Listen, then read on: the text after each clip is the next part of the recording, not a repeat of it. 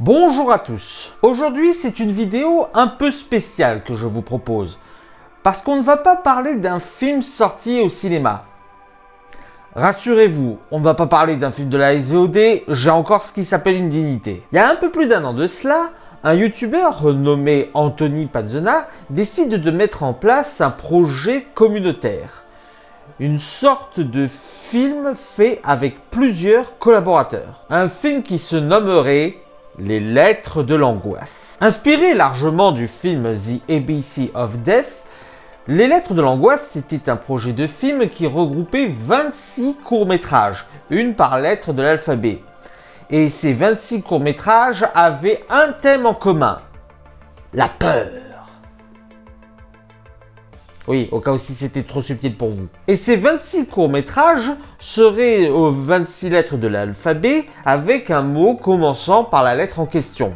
Et ce ne serait pas réalisé par des professionnels du cinéma, mais par d'autres vidéastes. Des vidéastes principalement tournés vers le cinéma, bien entendu. Et comme Anthony Pazzona ne m'a pas invité et que je suis un gros rageux, j'ai décidé de faire une critique de ce film Les Lettres de l'Angoisse afin d'exploser un par un tous les vidéastes qui ont participé. Non, pas du tout. Seulement, le projet étant quand même assez amateur, avec généralement peu de moyens, j'ai quand même la curiosité de voir ce que des artistes, des gens peuvent proposer de courts-métrages dans ces conditions. Seulement attention, j'ai bien conscience que je ne peux pas évaluer tout le monde sur un même pied d'égalité.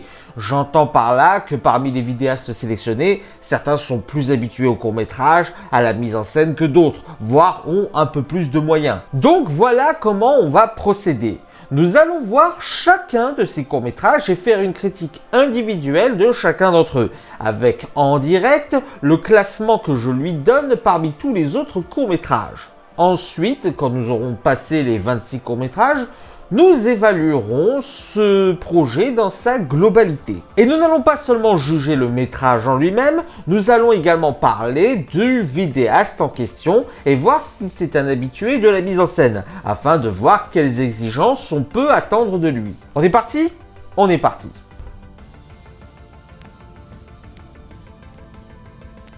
Alexandra Mignin est une vidéaste qui a pour habitude sur sa chaîne de proposer des courts-métrages, généralement basés sur les traumatismes, par exemple le viol ou la pédophilie. Et très honnêtement, son travail, il est vraiment très propre. Ses courts-métrages sont très bien, ils sont très bien réalisés, ils transmettent de très bonnes émotions malgré le peu de temps imparti qu'elle donne. Très honnêtement, parmi les courts-métrages que j'ai pu visionner, je vous conseille Babaou et Ce qui nous tue pas, notamment le deuxième, qui a quand même un message assez fort à porter.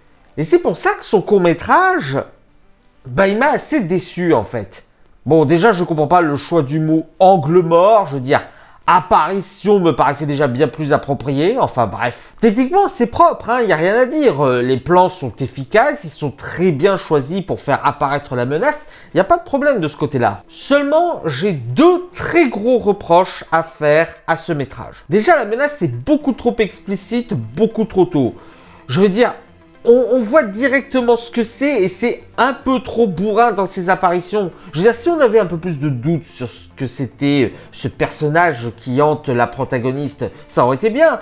Mais, ou alors, à la rigueur, de vraiment le faire apparaître explicitement qu'à la fin. Mais là, comme la source d'angoisse a un visage humain, c'est beaucoup moins impactant. Le second reproche, c'est au niveau de la thématique sous-jacente. Alors, je sais qu'Alexandra Mignin fait souvent des courts-métrages sur les viols ou la pédophilie. Mais là, c'est amené de manière beaucoup trop bourrine en fait. Je veux dire, parfois, on frise le ridicule incompréhensible. Enfin bref, un court-métrage qui a du potentiel, mais qui manque trop de subtilité pour vraiment passer.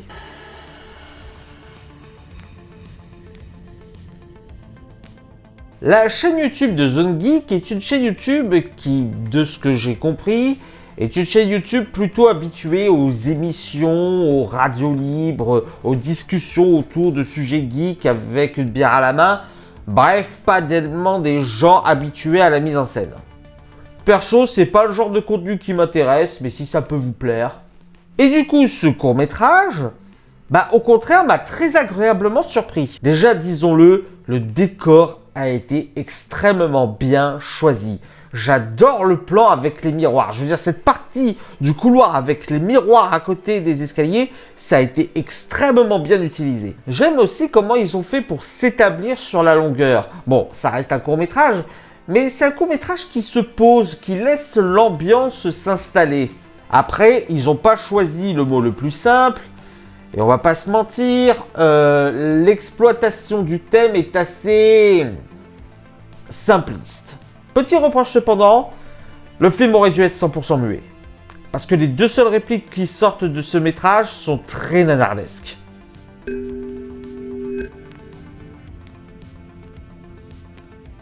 À ne pas confondre avec Le Ventilateur du Cinéma, qui est une chaîne YouTube hilarante qui parodiait les critiques ciné. Non, ici, Projet Ventilo, nous parlons d'un YouTuber qui fait principalement de l'analyse. Très honnêtement, je trouve ses vidéos très propres et je vous recommande son travail. Après, il m'a pas semblé voir des courts-métrages ou des moments où il faisait particulièrement de la mise en scène. Ah, et oui, je sais qu'il y a une version longue de ce court-métrage sur sa chaîne YouTube. Mais par souci d'équité avec les autres métrages, je vais me contenter de celle présente sur les lettres de l'angoisse. En ce qui concerne son métrage, je vois la thématique. Je vois ce qu'il a voulu faire. Je vois comment il voulait exploiter son thème. Mais il n'en fait rien en fait. Cette thématique n'a quasiment aucun traitement et ce pour une raison très simple. Il est beaucoup trop verbeux. Alors oui, au vu de la thématique, je ne voulais pas d'un métrage muet. Mais il ne faut pas oublier que le cinéma, c'est avant tout du montre ne dit pas. Et je suis certain que la plupart des lignes de dialogue de ce métrage auraient pu être échangées avec des scénettes, ce qui aurait vraiment apporté au film. Alors oui, il y a des tentatives de mise en scène. Mais soyons honnêtes, déjà certains plans n'ont absolument aucun sens et c'est juste des plans qui sont là pour essayer de faire autre chose que du dialogue entre deux personnages. Mais en plus de cela, comme le film est extrêmement verbeux, le peu d'idées qu'il devrait y avoir dans ces plans, il nous passe sous le nez.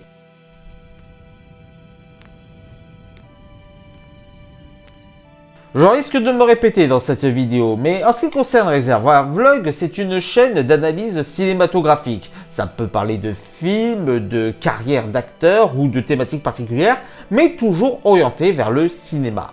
Ces vidéos sont surtout sonores, il n'y a quasiment pas de mise en scène, mais je trouve que son analyse et son travail sont très propres. Je vous recommande, surtout si vous êtes passionné de cinéma. En ce qui concerne le court-métrage, bon, alors déjà, utiliser un terme anglais alors qu'il y avait des tonnes de mots français qui pouvaient totalement faire l'affaire de ce que tu voulais faire, déjà, c'est non. Tu parles français, tu te sers du français. Ouais, mais tu vois, il voulait parler de la paralysie du sommeil, il pouvait pas faire autrement, comment tu voulais qu'il choisisse un autre mot? Paralysie du sommeil, c'est vrai qu'il y a très peu de mots pour qui auraient fait l'affaire. Dormir, dodo, démon. Ensuite, concernant le métrage,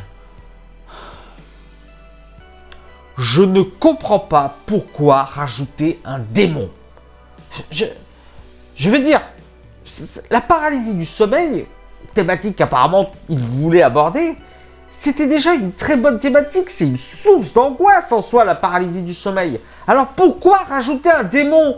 Un démon dont le maquillage et les prothèses se voient à des kilomètres. Et vu qu'il se concentre plus sur l'apparition d'un démon plutôt que de parler de la paralysie du sommeil, du coup, le métrage, je peux pas critiquer grand chose, il est vide. C'est un des pires jusqu'à présent.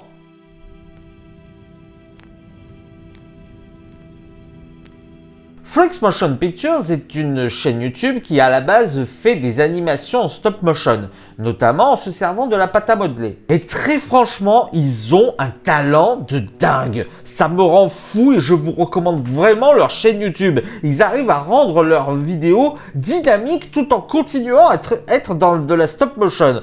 Je trouve ça juste dingue. Quant à leur court-métrage, je pense pouvoir dire que c'est un de mes préférés. Déjà, on retrouve leur patte artistique, animation en stop motion, en pâte à modeler, avec une caméra dynamique que j'adore personnellement. La musique aussi est très bonne, elle participe à cette ambiance glauque de cette fable particulière. Et le thème est très bien exploité. Alors, peut-être manquant de subtilité dans le fond, mais dans la forme, c'est très propre.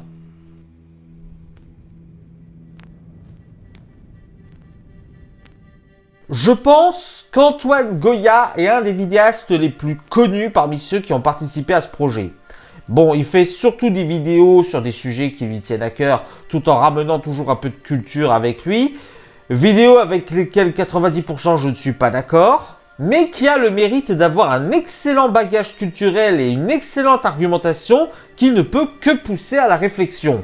Franchement, je vous recommande ces vidéos. Même si vous n'êtes pas d'accord, ça reste extrêmement intéressant. Quant à son court-métrage, on va dire que c'est représentatif du genre de film qu'il aime. C'est particulier, c'est raconté avec des photos surtout. Même si j'ai repéré des erreurs, monsieur Goya. Il y a certaines de vos photos qui ne sont pas en noir et blanc. Manifestement, c'était votre idée de mise en scène. Mais voir ce genre d'erreur, ça gâche un peu. La conclusion est bonne. Mais le problème, c'est que c'est plat en fait. Je veux dire, je vois ce qu'il a voulu faire. Instaurer un minimum d'artificialité, faire ces images avec une conteuse qui raconte une histoire en calant beaucoup de références culturelles. Je vois ce qu'il a voulu faire, mais c'est très insuffisant pour installer une ambiance et une angoisse. À la rigueur, il aurait fallu qu'il n'y ait pas la voix de la conteuse et que certaines photos durent plus longtemps. Je pense que ça aurait aidé à installer une angoisse et à appuyer un peu plus le principe de montre ne dit pas.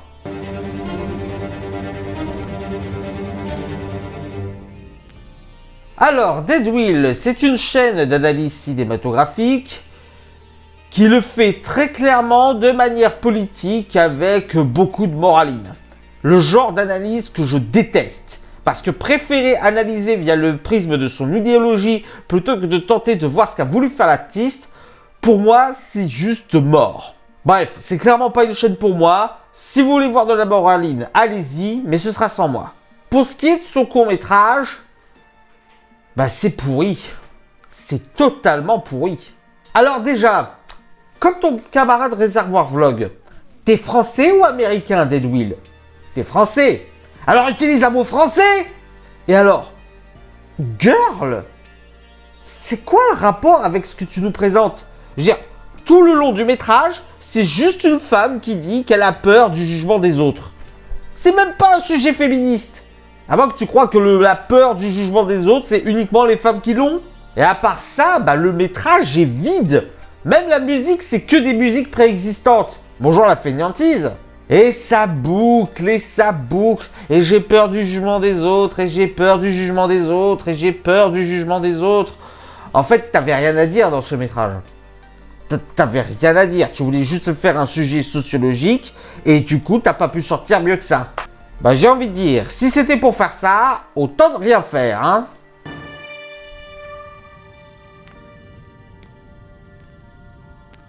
Alors, son pseudo, c'est un vidéaste anciennement chez les Voxmakers et qui fait surtout des vidéos axées sur Disney, faisant de l'analyse autour des métrages Disney.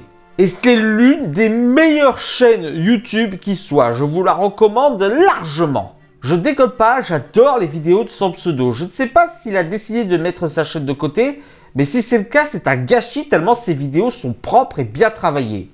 Et son court-métrage, c'est un de mes préférés. Déjà, en termes d'effets spéciaux et de mise en scène, c'est l'un de ceux qui a le plus travaillé son métrage. Il nous offre une espèce de mise en scène à la Sin City qui a son petit effet. Il y a une excellente musique, une excellente angoisse qui s'installe et qui monte petit à petit. Et en termes d'effets spéciaux, là aussi, c'est extrêmement bien travaillé. D'ailleurs, pas merci pour le moment de la cheville brisée, parce que ça m'a rappelé des douloureux souvenirs. Hein. Peut-être un petit peu trop dans l'évidence, dans certaines scènes, mais à part ça, je n'ai quasiment rien à lui reprocher.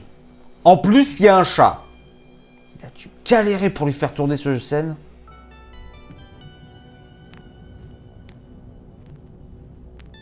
Alors, The Film Talker, c'est un vidéaste critique cinéma. Voilà. Pas de mise en scène, c'est des critiques à chaud qui, on le voyait souvent dans la chaîne Les Cousins font leur cinéma avec Dirty Tommy. On le voit souvent avec Merej qui joue dans son métrage d'ailleurs. C'est franchement pas ma cam, hein. Je faisais ça à une époque et si j'ai arrêté, c'est qu'il y a bien une raison. Quant à son court-métrage, eh ben, j'en suis le premier étonné, mais je trouve qu'il est très bien. Non, sincèrement, c'est l'un de ceux que je recommande le plus. Il y a un concept assez simple et efficace, mais qui a une très bonne narration, une très bonne manière de montrer le quotidien du personnage, ainsi que son angoisse de sortir.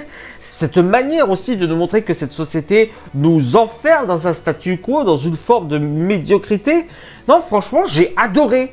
Bon, même si pour être tout à fait honnête, je trouve que la fin en fait un peu trop. Il aurait juste laissé la pub. Je pense que ça aurait eu beaucoup plus d'impact. Mais c'est un mini reproche parce que franchement, c'est l'un de ces métrages que je vous recommande le plus.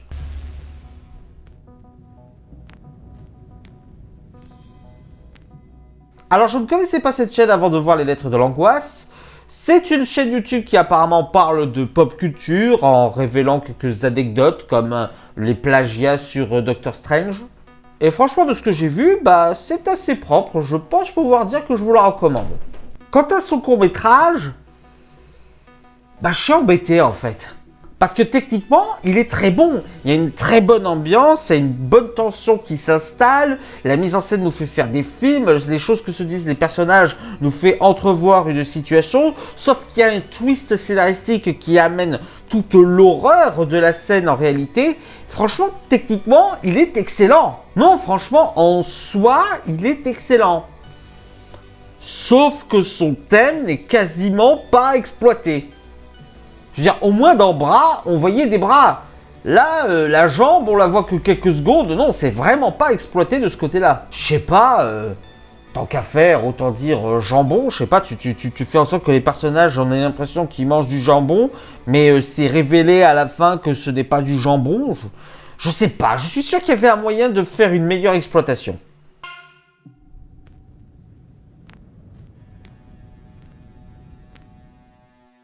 Alors, In the Panda, comment dire? Bon, c'est l'un des vidéastes les plus connus parmi les participants. C'est un mec qui est très passionné de cinéma et qui a fait même une série de fiction qui s'appelle Unknown Movies, qui parlait d'un tueur en série fan de cinéma. Il est également l'un des créateurs d'un podcast nommé Pardon le cinéma.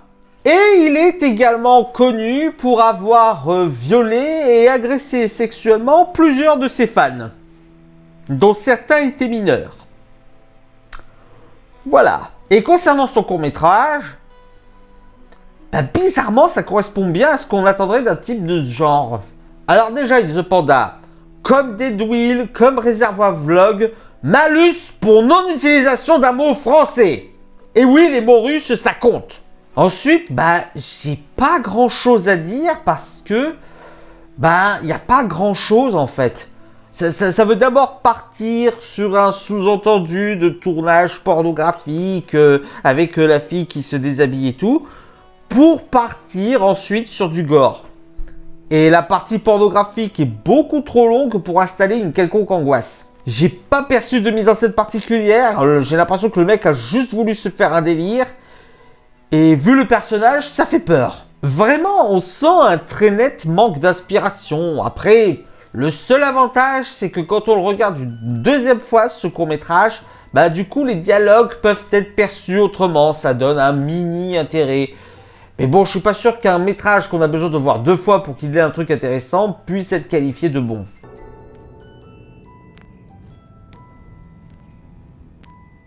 Je n'ai pas grand chose à dire de plus sur les gardiens du cinéma que ce que j'ai dit sur Film Talker. C'est une chaîne YouTube de critiques ciné qui parfois fait des interviews avec d'autres vidéastes.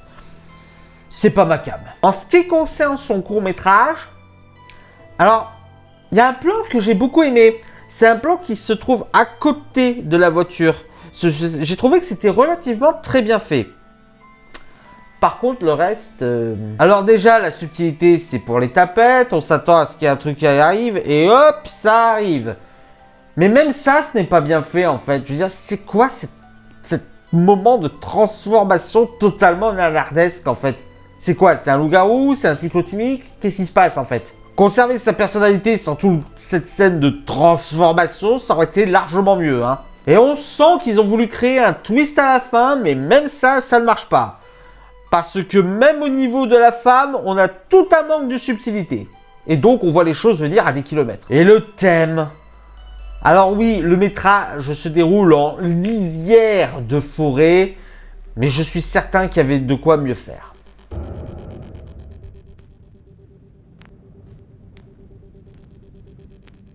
Quittons un instant les terres de France pour aller sur les terres de Québec. Car oui, Laurent de Champlain est un vidéaste québécois spécialisé dans les films d'horreur. Très honnêtement, j'aime beaucoup ses vidéos, je vous les recommande, mais ne vous attendez pas à des gros moments de mise en scène. Ils ont tenté de faire une histoire avec Anthony Pazzona, Michael J, Elvis Grandier et sans pseudo, mais finalement ça n'a mené quasiment nulle part. Quant à son court-métrage, c'est dommage.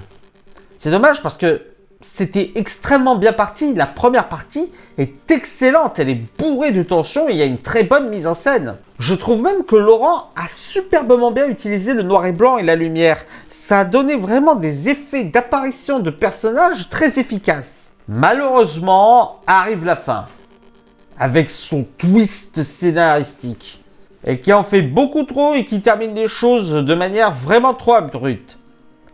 Et alors le son, Laurent, je veux dire, je sais que je suis pas un exemple dans la matière, mais fais un effort avec le son.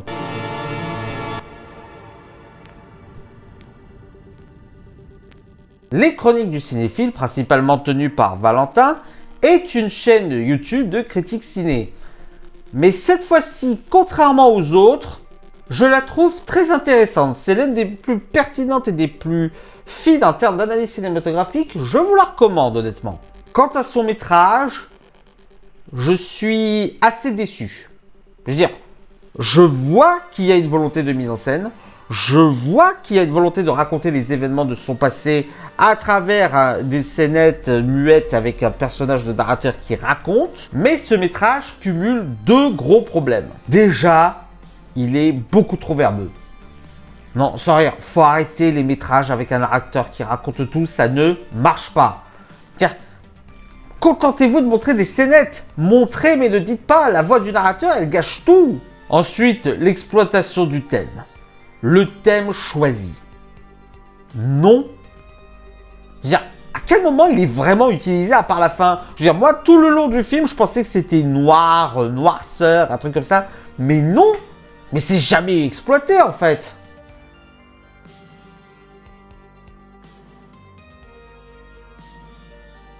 Dex et le cinéma est une chaîne YouTube qui fait principalement des analyses de films. Bon, c'est des analyses audio. Il n'y a aucune mise en scène. Mais ça reste intéressant. Honnêtement, à écouter, il parle très bien de cinéma. Quant à son court-métrage, pour moi, c'est la définition même du simple mais efficace. Le principe de ce métrage, c'est de voir un mec mourir d'asphyxie. Pas de musique qui en fait trop, pas d'effet de montage, pas d'artificialité, non. Juste voir un mec en gros plan mourir d'asphyxie. Et mine de rien, ça fait son petit effet. Je veux dire, bon, moi ça m'a pas tellement touché, mais faut reconnaître que le travail au niveau du réalisme est assez bien maintenu en fait. Je pense que ce métrage ne plaira pas à tout le monde. Mais pour le coup, je trouve que c'est l'un des plus réussis.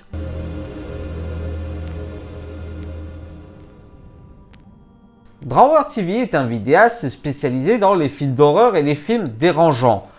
Personnellement, je n'ai aucun intérêt pour les films qu'il présente, mais j'aime beaucoup son humour et le personnage qu'il incarne. Franchement, je vous invite à aller voir. D'ailleurs, j'ai connu Drawer TV par le Paca du Paca Blog, dont j'aime beaucoup les dessins d'ailleurs. Quant à son métrage, c'est pas bon. C'est vraiment pas bon. Je vois l'intention, je vois où voulait en venir Drawer, mais ça ne marche vraiment pas. D'abord, le thème. Pénis. Je suis certain qu'il y a moyen de faire des métrages moins convenus et plus impactants que ça. Je veux dire, rien que dans l'exploitation du thème, il insiste bien, et on voit bien un pénis en gros plan dans un frigo et la psychopathe qui ne fait que dessiner des pénis. Je reprochais à certains de ne pas assez exploiter leur sujet, et là j'ai envie de dire, à la limite, il exploite beaucoup trop. Ensuite, le montage. C'est n'importe quoi. Tiens, mec, tu te rends compte que tu as mis la situation finale et ensuite la situation initiale et ensuite le twist scénaristique? T'as conscience que ça fait perdre tout l'effet horrifique? Parce qu'on sait déjà ce qui va arriver. Et non, mettre un pénis en gros plan ne fait pas une situation d'horreur. Surtout quand tu ne montres même pas le moment où le pénis a été coupé, qui aurait pu être intéressant.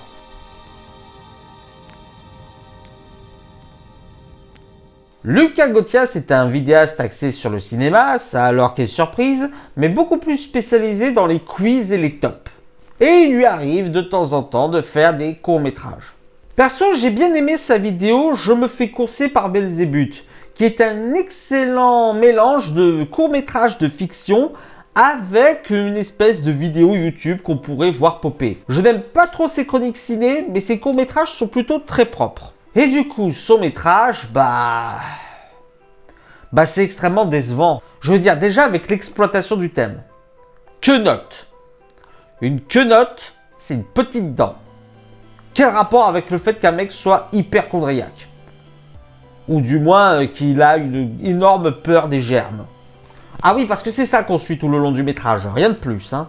Alors oui, les effets pratiques et le maquillage, ça rend très bien. Ça, je dois reconnaître qu'ils ont superbement bien bossé leurs effets là-dessus, rien à dire.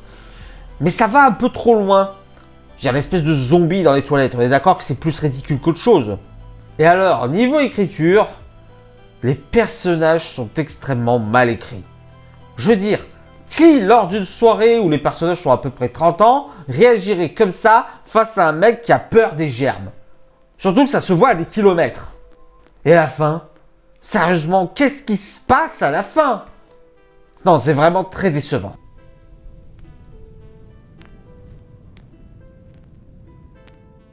Zoltan, anciennement critique masqué, est un vidéaste qui fait partie de ces critiques cinéma. Je crois même qu'il est le fondateur du Critique Cinematic Universe. Vous commencez à comprendre ce que je pense des vidéos critiques cinéma. Si ça peut vous intéresser, allez-y. Perso, c'est pas ma cam. Du coup, en termes de métrage, je ne m'attendais pas à grand chose de sa part. Et j'ai bien fait parce qu'il n'y a quasiment rien dedans. Alors oui, j'ai bien remarqué que son métrage était en plan séquence. Sauf que soyons honnêtes, il n'y a pas de mouvement de caméra particulier, pas de performance à souligner de ce côté-là. Je veux dire, ok, c'est cool, t'as fait un plan séquence, mais il n'y a rien qui vous montre que ça a été vraiment difficile à faire, quoi. Et je vais encore me répéter, exploitez vos thèmes. Je veux dire, ton terme, c'est raccroche. Sauf qu'à aucun moment, c'est vraiment exploité. Je veux dire, le personnage, par exemple, à aucun moment, il dit elle raccroche. Alors oui, je sais, je suis pas con, c'est par rapport au fait que tout se passe par téléphone. Mais dans ce cas-là, appelle ça réseau ou appelle ça autre chose. Je sais pas, il doit y avoir des tonnes de thématiques qui auraient été plus appropriées. Et si ça n'était que ça, mais il n'y a rien d'autre, en fait. Pas de montée d'angoisse, pas de musique, pas de tension qui s'installe. Tout se base sur le jeu de l'actrice. Et c'est pas pour être méchant. Mais en termes de performance d'acting, j'ai vu largement mieux. Et alors, on en parle du scénario? Cette histoire de clan qui arrive totalement de manière capillotractée à la fin, t'avais vraiment pas mieux que ça?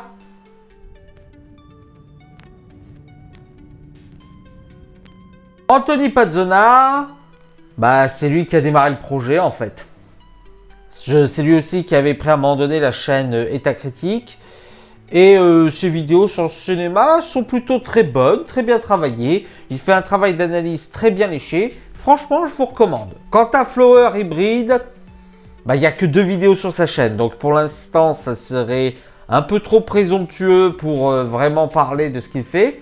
Mais ça force la curiosité. Quant à son métrage, je peux pas dire qu'il soit effrayant. Mais j'aime bien quand même.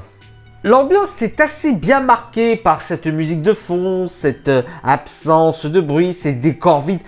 Il a dû galérer pour avoir des décors vides d'ailleurs. Et enfin, un autre métrage qui montre sans dire, parce que là maintenant, on la ressent vraiment, la solitude du personnage présent dans ce métrage. Par contre, le coup avec la télé, j'ai pas compris. Est-ce qu'elle est seule dans sa tête ou est-ce que tout se passe dans le réel ? J'ai pas compris.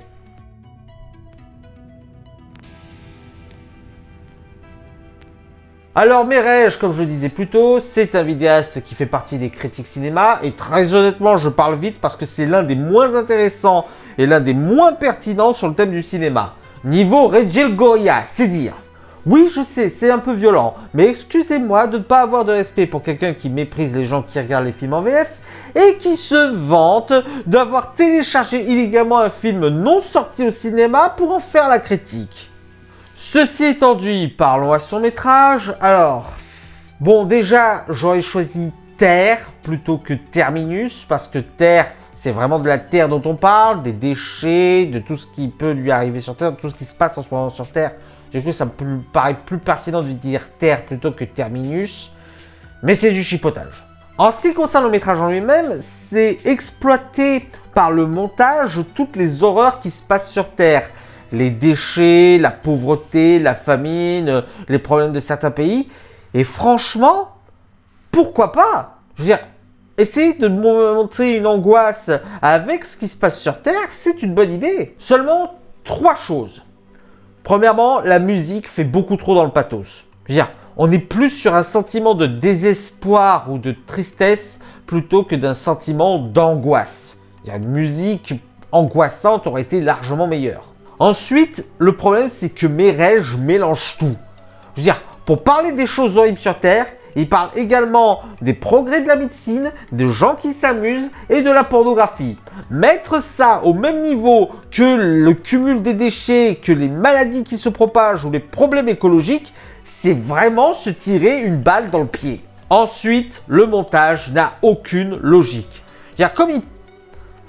Il passe d'un thème à un autre, sans vraiment s'attarder pendant longtemps sur un thème en particulier. Et du coup, la portée du message est amoindrie, parce que comme il nous balance 3 tonnes de choses différentes, sans ordre particulier, ou sans avoir de moment où il se concentre vraiment sur une thématique en particulier, bah ça diminue fortement l'impact.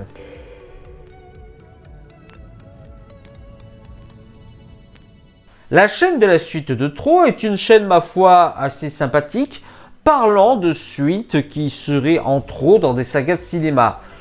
Donc des suites mauvaises en fait. Et en profite pour livrer quelques analyses cinématographiques. Je ne suis pas vraiment ces vidéos, mais pour être tout à fait honnête, je pense que ça peut vous intéresser. Par contre, j'en dirai pas autant pour son métrage. Déjà, arrêtez avec les mots anglais. Il y a des tas de mots dans la langue française, c'est pas pour faire joli. Surtout quand on voit comment tu exploites ton thème. La seule exploitation de ton thème avec un mot anglais, c'est que la voisine appelle en inconnu. T'avais rien de mieux? Et ça, c'est rien. Ajoute au fait que tu fais démarrer ta musique angoissante alors qu'il se passe rien et que ça s'éternise, ce qui est le top pour fracasser ton ambiance horrifique. Déjà que je ne sentais pas vraiment une montée de tension ou une quelconque ambiance arriver. Alors oui, le seul moment où on sent un effort de fait, c'est au moment où tu fais changer le format de la vidéo.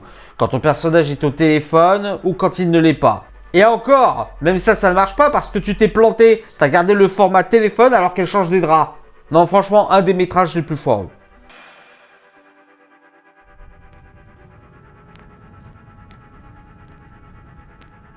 Az l'Épouvantail est un vidéaste spécialisé dans les films d'horreur. Et c'est un vidéaste pour qui je n'ai que du mépris. Non, parce que quand tu dis que The Northman est un anti-MCU alors que la comparaison n'a totalement rien à voir, ou alors lorsque ton public parle de Candyman 2021 et qu'il souligne à juste titre le racisme de ce film et que toi ta réaction c'est « Non, ce film n'est pas raciste. Si tu trouves que Candyman 2021 est raciste, c'est toi qui es raciste. » Permettez que je n'offre à ce personnage que du mépris. Et son métrage... Qu'est-ce qu'il est con, nom de Dieu! Mais qu'est-ce qu'il est con! Je me disais que c'était une parodie à ce stade. Je veux dire, on parle d'invoquer un démon avec un numéro du style 8-12-12. Me dis pas que c'est pas con à ce niveau-là. Et j'aimerais dire qu'au moins les effets pratiques et les maquillages sont bons, sauf qu'il y en a tellement peu que je peux même pas donner ça comme bon point. D'ailleurs, il n'y a pas que le pitch qui est con, les dialogues aussi le sont, hein. Surtout la dernière ligne de dialogue qui est d'une lourdeur. Oh, des efforts dans l'écriture, s'il vous plaît, un minimum d'efforts. Non mais de toute façon, j'ai l'impression que ce métrage a été fait à la va-vite. Parce que quand t'es pas foutu de choisir un autre acteur masculin et que du coup 2 personnages différents ont la même voix, ça s'entend, Az, ça s'entend. D'ailleurs, le jeu d'acteur foireux aussi, ça s'entend. Et avant que l'on m'accuse de mauvaise foi, parce que j'en vois certains venir, je pense avoir déjà assez prouvé jusqu'à présent que mon appréciation du vidéaste n'entre pas en compte dans le jugement de son court-métrage.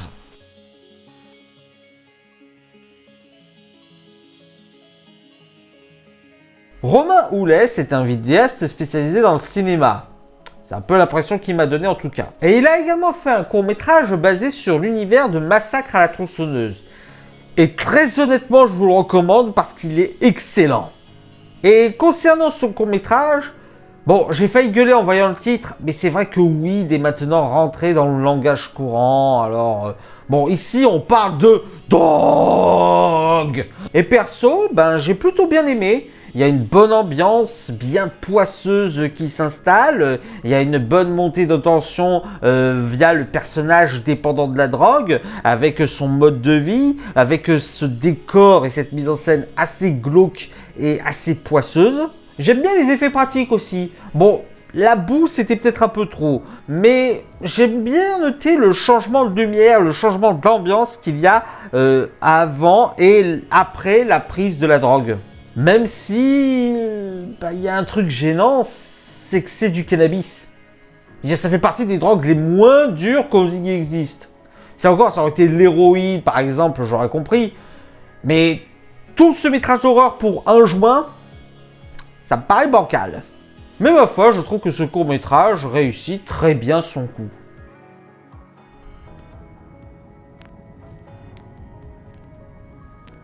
Les Demoiselles d'horreur, c'est une chaîne YouTube qui parle de films d'horreur, jusqu'à présent je n'ai rien dit de spécial, mais qui va concentrer ses analyses autour des personnages féminins dans les films d'horreur. Personnellement, je trouve les vidéos et l'angle d'approche plutôt intéressantes, même si je trouve que des fois ça part un peu trop loin dans son idéologie, mais je vous conseille plutôt cette chaîne. Alors, concernant son court-métrage, bon, déjà, bien joué d'avoir trouvé le mot Xérès, d'avoir trouvé un mot français pour la lettre X, ça devait pas être évident, et ça rend encore plus illégitime tous ceux qui ont choisi des mots anglophones, mais même avec ça, bah c'est pas bon du tout. Déjà, disons-le clair et net, il y a un problème d'écriture. Je veux dire, quand la personnage qui représente la haute bourgeoisie et qui a une collection de vins se met à parler comme une caïra de banlieue, c'est qu'il y a un problème. Et d'ailleurs, il n'y a pas que ça comme problème, hein, parce que la narration aussi a beaucoup de soucis. Je veux dire, les personnages parlent de trucs, mais qu'ils ne sont tellement pas montrés qu'au final, ça ne sert à rien. Je veux dire, comme le moment où elle dit « T'as vu, j'apparais en couverture de magazine ». Sauf que ça se voit à des kilomètres que c'est pas elle. Et alors, tuer quelqu'un juste pour boire sa bouteille de vin... c'est complètement con. De toute façon, il n'y a aucune ambiance qui s'installe. Il n'y a aucune atmosphère horrifique. Il n'y a rien d'un tant soit peu horrifique dans ce métrage. Il y a juste la fin qui est complètement à chier parce qu'elle sort de nulle part.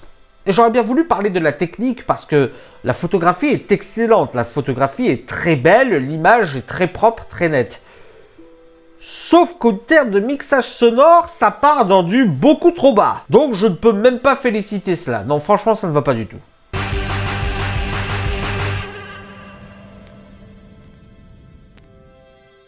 Mathieu Blom est un vidéaste ayant fait des chroniques sur le cinéma. Il a notamment créé la chaîne État Critique. Et même s'il ne gère plus cette chaîne-là en particulier, il continue ses vidéos sur le cinéma. Et très franchement, même si elles sont longues, je les trouve passionnantes. Je vous recommande sa vidéo sur Klaus Kinski. En ce qui concerne son court-métrage, c'est mon préféré. Je ne plaisante pas. Déjà, je trouve que le mot a été super bien choisi et qu'il est super bien exploité. Bon, après, j'adore tout ce qui est caméra subjective. Ah bah il m'a clairement eu. Mais ce n'est pas que ça. Je trouve qu'il y a une excellente utilisation pour ce qui en est fait. Je veux dire, le film a un événement central et entre la première partie et la deuxième partie avant la coupure avec cet événement central, eh ben, dans la deuxième partie, il va rajouter quelque chose qui va faire monter une ambiance glauque de manière assez efficace. Aussi bien en termes visuels qu'en termes auditifs. Et quand arrive enfin la toute fin du métrage, eh ben, on a non seulement un jeu sur la chanson, mais également sur les phares. Et c'est tellement significatif quand on voit le dernier plan de ce métrage. Non, franchement, très simple, très efficace. Le meilleur métrage de ce film.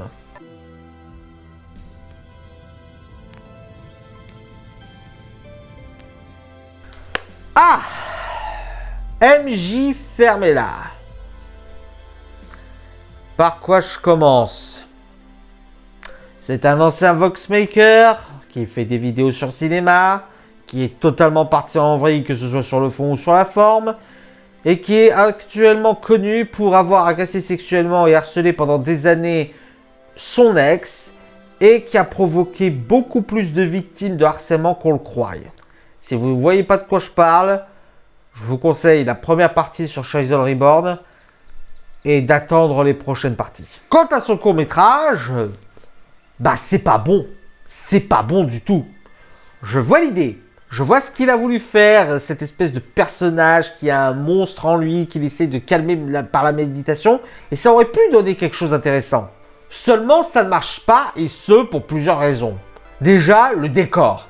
Il n'a même pas fait l'effort de tourner dans un décor différent qui aurait pu le distinguer du personnage. Je veux dire, comment voulez-vous que je me concentre sur son histoire quand je vois derrière tout un panoplie jouet club qu'il a habituellement dans ses vidéos? Ça lui aurait coûté quoi de se mettre dans un environnement plus neutre ou au moins de mettre ailleurs les objets trop voyants? Ensuite, son côté énervé, bah il ne fait rien. Il se contente de gueuler en silence. Il n'y a pas de tension, ça ne crée absolument rien. Je veux dire, si encore on aurait montré de quoi était capable son côté énervé, juste quelques scènes, pas besoin d'en faire trop, mais là, il n'y a rien.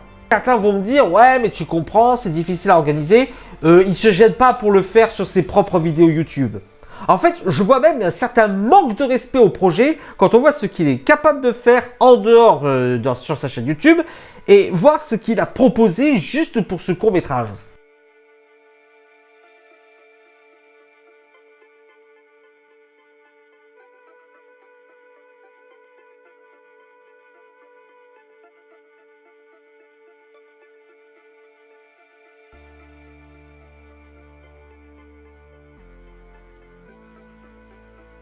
Bon, on va pas se mentir, pour moi, les métrages sont très inégaux entre eux. Pour moi, il y en a 7 que je vous recommande vivement, 5 que j'ai plutôt bien aimés et que je vous invite à voir, 3 qui sont... et donc 11 qui sont vraiment très mauvais. Et globalement, je retiens plus de négatifs que de positifs à la sortie du film Les Lettres de l'Angoisse. Mais ça ne retire en rien le respect et le mérite qu'a Anthony Mazzona d'avoir mené à bien son projet. Faut savoir qu'il y a eu des désistements et que ce genre de projet en communauté, c'est une horreur à organiser. Rajoutez à cela qu'en plus on lui reproche d'avoir invité certains vidéastes, ce qui est totalement ridicule. Et certes, pour beaucoup ça ne va pas, mais pour certains, il y a vraiment une démonstration de talent, on ne peut pas le nier ça non plus. Quant à toi Anto, j'ai un message, respect pour ce que tu as fait. Respect pour avoir mené ton projet à bien. Bon, ne t'inquiète pas, je sais que j'ai été très acide avec certains de tes invités, mais je respecte tes choix. Je ne sais pas si tu comptes faire une deuxième édition de ce projet. Mais si c'est le cas, il y a quelques chaînes YouTube que je te recommanderais de prendre, comme Cartoon le Clown, Chazelle, Morgane et son ciné, Lily s'ennuie, Spider Fox, et... Oui, bon, d'accord, c'est vrai que moi aussi, ça m'intéresserait à participer à un projet de ce genre. Mais bien sûr, uniquement si Anthony Mazzona le veut bien.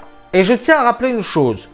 Ce n'est pas parce que j'ai trouvé certains des courts-métrages très mauvais que je ne vous recommande pas les chaînes YouTube de leurs créateurs. Et l'inverse est vrai. Voilà, c'était ma critique sur Les Lettres dans l'Angoisse. J'espère qu'elle vous aura plu. N'hésitez pas à mettre un pouce vert si c'est le cas et à partager sur les réseaux. D'ici là, allez au cinéma. Ciao!